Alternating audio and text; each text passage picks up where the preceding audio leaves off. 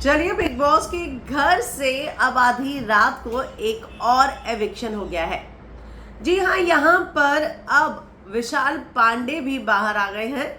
तो शिवानी के बाद विशाल के एविक्शन की खबर आ रही है। आपने देखा ही होगा, हर जगह ये खबर है। तो मुझे ये लगता है कि आपने अपने शो से खुद ही टीआरपी को बाहर कर दिया। शिवानी तो वैसे भी बहुत ज़्यादा एंटरटेन करती थी और ऐसे में वो डिजर्विंग भी थी घर के अंदर रहने के लिए। लेकिन जब उसका एविक्शन हुआ तो ये अपने आप में बहुत ही शॉकिंग एक बात थी। लेकिन अब ऑडियंस वोट के आधार पर विशाल को भी एविक्ट कर दिया गया है।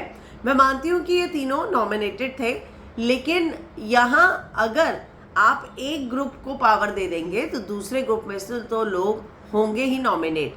और अब यहाँ पर विशाल और शिवानी दोनों बाहर आए हैं।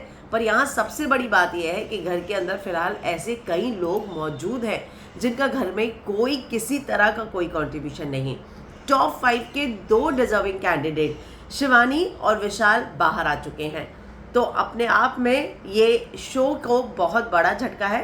हालांकि बहुत सारे कमेंट्स मैं खुद भी पढ़ रही थी जिसमें इस बात का दावा किया जा रहा था कि क्या ही फ़ायदा हुआ इस शो को देखने का जब यहाँ पर मेकर्स को खुद की ही चलानी थी।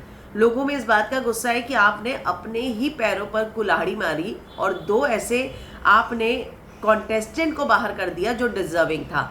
फिनाले वीक से पहले किसी एक ग्रुप को पावर देने का ये डिसीजन ऑनेस्टली मुझे सही नहीं लगा।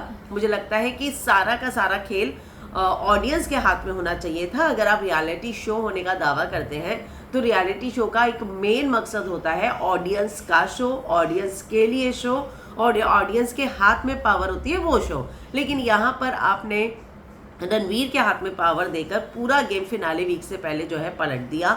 और अब घर के अंदर जो कॉन्टेस्टेंट रह गए हैं उसमें आप मुझे बताइए कि क्या नेजी, साई केतन और कृतिका, इन तीनों से कम था शिवानी या विशाल का गेम?